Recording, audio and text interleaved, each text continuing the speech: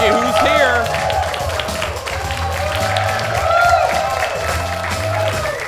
Our next guest is the woman behind some of the most delicious pizzas you'll ever eat. I don't care what city you're in. Fans around the world saw her talents on the hugely popular Netflix show and her hugely popular episode of Chef's Table. Look.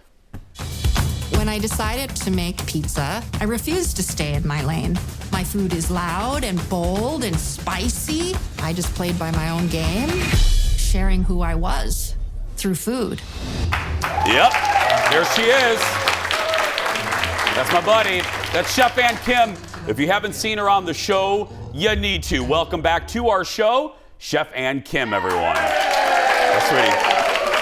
How you doing? I'm doing great. Thanks for having me. No, thanks for coming back. I just realized you've been here several times, and you were here. Am I your top guest? I think you're one of the top guests. And yeah, seriously. Well, yeah, because you're in the main show open every day. Yeah, it's you and me screaming every day in the main open. I love that. What are you blown away? You were here for the debut of that episode. Mm-hmm. I saw the numbers, and are you blown away by how popular that episode was and how what that meant to so many people? We were talking about Donna Mills and how it resonated with women. So many parts of your stories resonated with people. Did it surprise you how many? It did. I mean, I knew everybody loved pizza, yeah, and there'd be an interest in seeing a chef's table that's solely focused on pizza. But I was really surprised by who contacted me. It wasn't just women. It wasn't just immigrants. It was like grown white men. All right, hold up. That's not what I mean. That's not what I mean. I mean, people, literally I know what you mean. Messaging me and saying, I was just tuning into this pizza show, and by the end of your episode, I was sobbing like a baby. And people who contacted me from around the globe who said, you have inspired me to come out to my parents, to tell them that I'm gay, or to tell them that I want to pursue this thing and they think I'm living a different life. And that's what surprised me the most. Yeah. And that's you didn't what come was so out. inspiring. Ann wasn't up here saying she's a lesbian in the show. She was like, No. You were coming out showing your parents that you wanted to do pizza. Yes. Yeah. I think what resonated with people was to live your authentic self. And we're so scared to be who we really are because we aren't accepted for who we are oftentimes. No matter what that means. Accepted for your hobbies, accepted for where you come from, accepted because of your paycheck. Yes. Yeah. Yes. I get it. I get it. What now? Well, let's talk about the Netflix restaurant because you've been all over the place. Can you explain what this thing is? Yeah. So I'll do my best. Okay. So Netflix decided that there was such an interest in the food programming that they did on their network.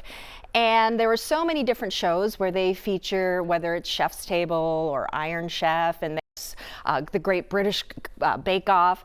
And so the guests, basically people who were watching the show, wanted to be able to taste the food that these chefs were making, and they can't travel. Here it is right here. Yeah, so they can't travel all around the globe to get to me. So they thought, what if we put 7 chefs together and created a pop-up restaurant for 3 months where guests in LA could come and have a little flavor of the 7 chefs. So I'm one of them that's featured. Is it fun? Yes, it is fun.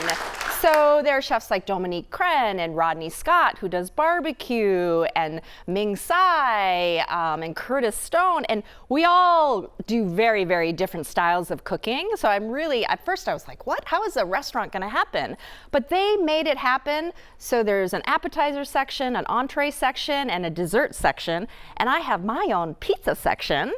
And they put in a big wood-fired oven. Because I'm thinking of the kitchen mechanics, as I'm sure you were too, of how are they going to do, that's a lot of grills. It's a lot of work. Yeah. The team that's doing this is incredible because it's not just a one-day pop-up. It is literally a restaurant for 3 months. So the back of house, front of house, the whole production team has been incredible because opening up a restaurant, is hard work as it is, but to say we're opening one for 3 months and to create that team, team, they've been incredible. What? Yeah. Okay. Let me ask you a version of a popular question. As I said, you've been here. You were here when you had the 4 restaurants and now 5. And now, then you became a big-time Netflix star. And then you won a James Beard. And now you're known around the globe. What do you wish you could go back and tell Ann Kim from like 5 years ago when you weren't one of the most, and don't be humble, one of the most popular and well-known chefs in the country? What do you wish you could go back and say, I learned this lesson. What do you wish you could go tell her? Oh man, that's a great question. Because there's a lot of crap that comes with the fame and the celebrity and the being known. There's a lot of fun stuff and there's a lot of hard work. What do you wish you could tell her 5 years ago? You know, what I wish I could tell her is what I want to tell all other young girls, boys, anyone out there that's struggling with who they are, to say it's going to be okay. Be you, do you. It's all going to be all right. Yeah. Because we have 1 minute. Because I think it's worth repeating. I know Ann personally, but one of the things I always remember about you is your first appearance here, where you were going to open a sandwich shop, right? Jimmy John's. Jimmy I was John's. going to buy a franchise. I know. No, seriously. That's why I want her to repeat the story, because it's so inspirational. And everyone was like, you got to do this. Yes. I mean, I was that close to signing a contract. We had a lawyer review the documents, and the lawyer said, you know, you spent more time in this meeting talking about this vision you have for this small neighborhood pizzeria than opening up a franchise. Your passion is there. Go do that. And that changed my life. That changed the course of my life. Yeah, but scary. I wanted you to repeat it because that goes with what you said. That's jumping off a cliff. Oh yeah, because Jimmy John's, the playbook was written. All I had to do was follow it. Safer Doing bet. something completely different on your own is scary. You feel vulnerable. You feel exposed. But I'm so glad I did it. Because here I am today. Higher risk, higher reward. Yes, absolutely. And that's why I always say that it's okay to be scared, but ask yourself why and what's the worst possible thing that could happen. That it doesn't work out, then you pick yourself up and you just get back on it. Yeah. I mean, to try something new. And you open an Arby's. More with Chef Ann Kim after the break. We are obviously making food next. Stay with us. You open a Subway. Welcome back. In the kitchen now with Chef Ann Kim. What's your favorite frozen pizza? Oh my gosh. Now, if we can't have yours, I can go to Lola. Yeah. I can go, now let's take yours out of it. Okay, so I have, a bunch of pizza restaurants. Yes, you do. And I'm not gonna lie, and I'm proud of it. I have frozen pizza in my... Yes, you do. Along with Pizzeria Lola frozen pizza, but I have to say, the other day, because it was BOGO. Let's act like yours are closed, okay? Okay, it was BOGO, and I'm a sucker for BOGO. Because I am. Bellatoria. Oh, yeah. Oh. Of course, Kendall's had it. Yes. Okay, Bella, really? Yeah. Okay. Yeah. Now, are they going to sponsor me? That's why Ann is who she is. That's right. If you're watching, go to her socials. Okay, what are we making? Okay, so a lot of people don't know, but Young Joni is open for brunch now. Oh. Yeah. I don't like to pick favorites, but Young Joni's my favorite of your children, of your 5. I love Thank you. Well, Young Joni opened for brunch not too long ago, and we want to get the word out because it's really special. Yeah. So we do have the pizzas on the menu, but we have some really unique things that might be a little different from your typical brunch. Okay. So the one thing that I'm going to show you is something that's really near and dear to my heart, and it's called juke. and juk means Juk with a J. Yeah. Juk. Yeah, Okay. that's a Korean version of rice porridge or congee. Oh. And so what this is jasmine rice, which we've infused with lemongrass and all these aromatics, and we cook it down to like a porridge. Okay. And then it's served boiling hot in a stone bowl. This is like a traditional Korean stone bowl. And then we add some of our Korean marinated braised short rib, which is just delicious and has a little kick to it. You could stop there. I'm in. Okay. And then because it's brunch and everybody loves eggs, we do a really soft poached egg. Oh. Yes, people, look at that gorgeous thing. Did you eat a version of this as a child? Because that's everything. I mean, even the name. did. If you guys didn't know that, even the name is family. But yes. I did. This is something my grandmother immigrated with us when we came here to the country, because both my parents worked graveyard shifts.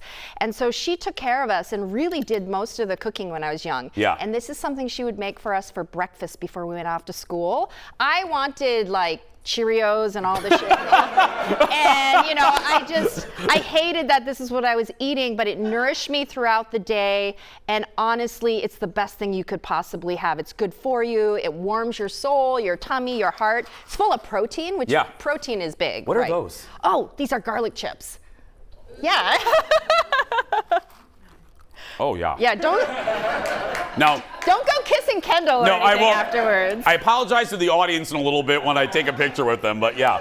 Oh, and those are good. So basically, I top it with short ribs, some house-made chili crisp, which adds a little spice, the egg, a little scallion, and crispy chili. And then it's served piping hot and brought to your table, and you just mix everything together. Oh. Yeah. Okay. Now, I've been staring at that. Yeah. Is that an Ann Kim version of a bagel? What is? No, this is what we call like a Jerusalem-style bagel. So it's very similar to a regular bagel, but they're thinner and have a little bit different texture from what we know. So like bagels are very personal, just like pizza. Yeah. Everybody has their favorite kind. And so we put a little sesame on it, and then we serve it with a whitefish dip with a little olive tapenade, some herb oil, some cucumber, mint, and parsley and shallots. And you just mix that, and you break off a piece of the bagel and smear the whitefish dip on it. It's really good. Yeah. And then also you mentioned but you can get the pizzas as well during brunch? You can. Do you have like a breakfast? Did you Yes, make we Of course do. you made a new pizza. We have, yeah. I didn't want to bring that because there's like an egg on it. Yeah, no. But there's like maple sausage and egg and like a little bit of sage, and it's delicious. It's like a breakfast sandwich pizza extravaganza. Yeah, I know.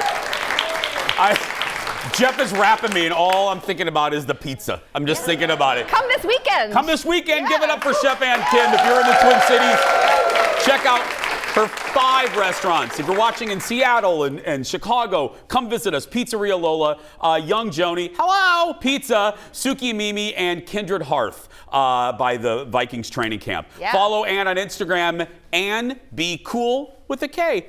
Ann Kim, everybody. We'll be right back in a moment. Thank you, love. Thank you. Thank you so much. Thank you, honey. I love you. I appreciate you being here.